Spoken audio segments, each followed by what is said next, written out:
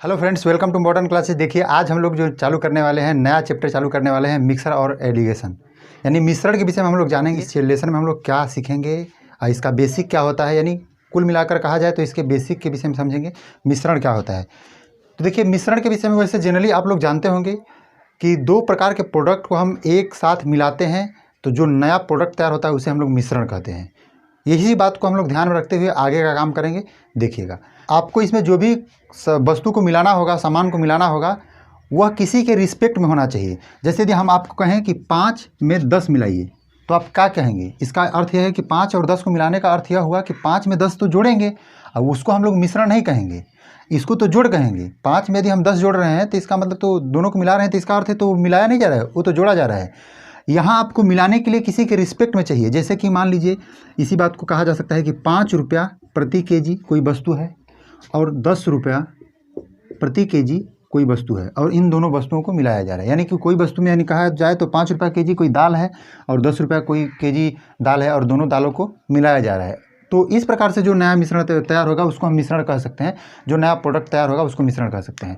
यानी कहीं ना कहीं आपको ध्यान देना है कि मिश्रण वाले जो क्वेश्चन होते हैं उसमें कहीं ना कहीं रिस्पेक्ट दिया रहता है, यानी कि सापेक्ष में, किसी के सापेक्ष में। यानी यह क्या है, 1 केजी के सापेक्ष में यह रेट दिया गया है। किसके सापेक्ष में दिया है? 1 केजी के रिस्पेक्ट में दिया गया है। तो वही आपको ध्यान देना है। तो कभी भी मिश्रण का सवाल आएगा तो आपको रिस्पेक्ट जरूर दिया रहेगा, अब बिना रिस्पेक्ट का नहीं आता है। एक बात आपको ध्यान देना है क्या, कि जब कोई रिस्पेक्ट दिया रहता है, जैसे कि थोड़ा सा बात कहा जाए यदि अभी केजी के विषय में, तो रुपया प्रति केजी में कोई वस्तु दिया है,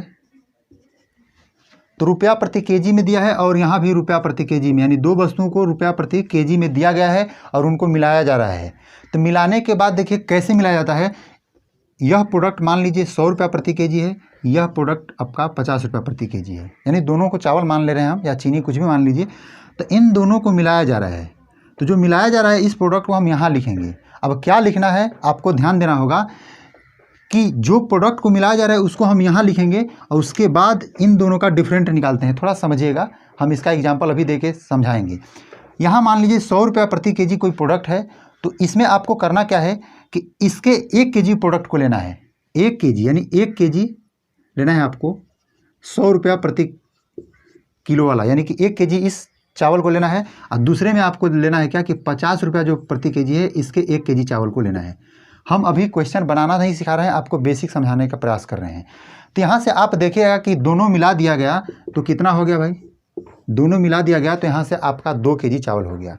दोनों केजी चावल का यदि प्राइस देखा जाए तो 150 रुपया हो गया, क्योंकि 100 रुपया केजी वाला चावल है, एक 50 रुपया केजी वाला चावल है। तो उसके बाद यदि देखा जाए तो 2 केजी चावल का यहाँ से मिश्रण वाला जो चावल है वह 150 रुपया मतलब 2 किलो आया। तो इस प्रकार से देखा जाएगा तो 1 केजी का जो भाव होगा वह क्या होगा, आप समझ पा रहे होंगे, 75 रुपया होगा। इसका अर्थ क्या हुआ?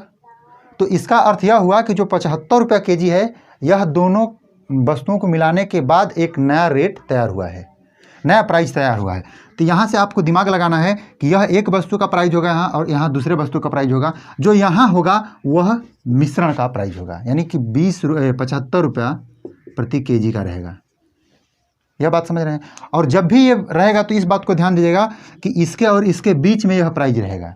जो मिश्रण वाला प्राइस रहेगा तो जो ज़्यादा वाला है उससे कम रहेगा, और जो कम वाला है उससे ज़्यादा रहेगा, यानी इनके और इनके दोनों के बीच में रहेगा। कंप्लीटली बीच में नहीं रहेगा। इस बात को हम नहीं कह रहे हैं कि एकदम आधे आधा पर रहेगा, ऐसा बात नहीं है। यह मतलब इन दोनों के बीच में कहीं भी रह सकता है। अब देखिए, यहाँ से इसका हम डिफरेंट निकालेंगे, यहाँ से इसका डिफरेंट निकालेंगे और इनका भी डिफरेंट निकालेंगे। जो बड़ा होगा उसमें से घटाइएगा। ए बड़ा है, इसमें से इसको घटाइएगा तो क्या होगा, 25 होगा। और यह छोटा है, यह बड़ा है, इसमें से इसको घटाइएगा तो यह भी क्या होगा, 25 होगा। अब देखिए, जो यहाँ निकलता है इसको हम अनुपात में लेते हैं, और इनको यदि आप कैंसिल कीजिएगा तो 1:1 आएगा। समझ पा रहे हैं? यानी इसका अर्थ यह हुआ कि यदि किसी वस्तु को मिलाया जा रहा है और उसके मिश्रण को 75 रुपया प्रति केजी बेचा जा रहा है, तो इसका अर्थ यह हुआ कि वह 1:1 के रेशियो में मिलाया जा रहा है वस्तु। यहाँ हम लोग मिलाए भी हैं, 1 केजी यह भी वस्तु है और 1 केजी यह भी वस्तु है। तो इस बात को समझिएगा कि यहाँ यदि प्राइस है यानी उसका भाव है, तो यहाँ जो रिस्पेक्ट है यानी सापेक्ष है, इसकी मात्रा यहाँ प्राप्त होती है। यहाँ आपको ध्यान देना है कि जो रिस्पेक्ट रहेगा वही हमारा यहाँ प्राप्त होगा। तो ध्यान देना है कि यहाँ जो केजी है यही प्राप्त हो रहा है। इसी तरह से हम थोड़ा चेंज करके देखते हैं, और देखिए यदि मान लीजिए यहाँ प्रॉफिट परसेंटेज दिया है हमको और यहाँ आपको दिया है प्रॉफिट परसेंटेज, यानी दो प्रॉफिट परसेंटेज वाला कोई वस्तु है, हम इन दोनों को मिला रहे हैं तो नया प्रॉफिट परसेंटेज हमारा जो होगा यहाँ क्या होगा, यह भी प्रॉफिट परसेंटेज ही होगा। अच्छा, प्रॉफिट किसके रिस्पेक्ट में निकाला जाता है, तो आपको पता होगा, हम प्रॉफिट लॉस वाले चैप्टर में बता चुके हैं कि जब भी प्रॉफिट निकाला जाता है यानी प्रॉफिट परसेंटेज निकाला जाता है तो वह आपको कॉस्ट प्राइस पे निकाला जाता है। तो यहाँ जो हमारा रिस्पेक्ट निकलेगा यानी कॉस्ट प्राइस के रिस्पेक्ट में प्रॉफिट परसेंटेज निकाला जाता है, तो यहाँ जो होगा वह क्या होगा, कॉस्ट प्राइस यानी सीपी होगा। इसी तरह से यह लॉस परसेंटेज भी हो सकता है। देखिए यहाँ जो हो सकता है वह लॉस परसेंटेज भी हो सकता है। जब यह लॉस परसेंटेज होगा तो यहाँ क्या होगा, यह भी लॉस परसेंटेज होगा। लॉस परसेंटेज को क्या निकाला जाता है, हमारा कॉस्ट प्राइस पे ही निकाला जाता है। अब देखिए आगे थोड़ा सा हम देखते हैं, जो देखिए डिस्काउंट परसेंटेज यदि निकाला जा रहा है, छूट प्रतिशत यानी निकाला जाता है, तो जब दोनों ये डिस्काउंट परसेंटेज दिया होगा तो यहाँ आपको क्या प्राप्त होगा, यह भी डिस्काउंट परसेंटेज ही प्राप्त होगा। लेकिन यहाँ ध्यान दीजिएगा कि जब भी डिस्काउंट निकाला जाता है तो हमें एमआरपी पर दिया जाता है, यानी एमपी पर, यानी कि जो मेन प्राइस होता है यानी प्रिंटेड प्राइस जो भी समझिए, एमआरपी उसको कहेंगे, तो उसको हम एमआरपी द्वारा डिनोट करेंगे। तो दोनों लोग का यहाँ क्या निकलेगा, एमआरपी निकलेगा। यानी आपको समझने का मतलब यही है कि जो डिस्काउंट है वह किसके रिस्पेक्ट में निकाला जाता है, एमआरपी के रिस्पेक्ट में। तो जिसके रिस्पेक्ट में, जिसके सापेक्ष में निकाला जाता है उसकी मात्रा यहाँ अनुपातों के रूप में हमें शो होती है। यह जो होता है यह मिश्रण का भाव रहता है, आयु जो होता है अपना अलग अलग जो अपना पदार्थ है उसका रहता है। तो इससे रिलेटेड हम लोग क्वेश्चन देखने चलते हैं। तो चलिए दोस्तों, हम लोग बेसिक समझ लिए। स्टार्ट करने से पहले आपसे एक छोटा सा रिक्वेस्ट करेंगे, यदि आप हमारे चैनल पर अभी तक नए हैं और सब्सक्राइब नहीं किए हुए हैं तो कृपया सब्सक्राइब कर लीजिए, साथ ही साथ बेल आइकन को प्रेस करके लेटेस्ट नोटिफिकेशन को ऑन कर लीजिएगा। तो चलिए दोस्तों, हमारा पहला क्वेश्चन कुछ इस प्रकार से है, 12 रुपया प्रति केजी की वस्तु में 18 रुपया प्रति केजी की वस्तु किस अनुपात में मिलाकर बेचा जाएगी, मिश्रण क्रय मूल्य 15 रुपया प्रति केजी हो जाए। ध्यान दीजिएगा, यहाँ बताया जा रहा है दो वस्तु है, एक 12 रुपया प्रति केजी है, 12 रुपया प्रति केजी है। उसके बाद जो दूसरा वस्तु बताया जा रहा है वह है 18 रुपया प्रति केजी।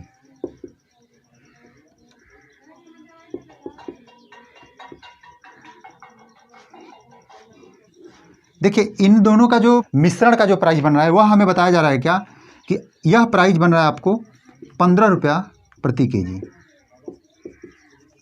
देखिए यहाँ तक तो हमारा सिर्फ क्वेश्चन है, और देखिए इसका हम जो निकालते हैं डिफरेंट निकालते हैं। तो जब डिफरेंट निकालते हैं तो यहाँ हमें 3 का डिफरेंट मिला, और यहाँ जब हम निकाल रहे हैं तो यहाँ भी डिफरेंट मिला है हमें 3 का। आपको अभी बताए हैं कि जिसके रिस्पेक्ट में रहता है उसका अनुपात मिलता है, तो यह किलोग्राम के रिस्पेक्ट में है यानी किलोग्राम का अनुपात मिलेगा। देखिए यह पहला वस्तु है आपका और यह है दूसरा वस्तु, और इन दोनों वस्तु का क्या है कि इस वस्तु का जो वैल्यू यानी केजी में वैल्यू यह है, और इस वस्तु का केजी में वैल्यू यह है। तो आप इसको कटा के कह सकते हैं कि 1:1 की मात्रा में पहले वस्तु और दूसरे वस्तु को मिलाया गया है। यह बात आपको समझ में आ रहा होगा।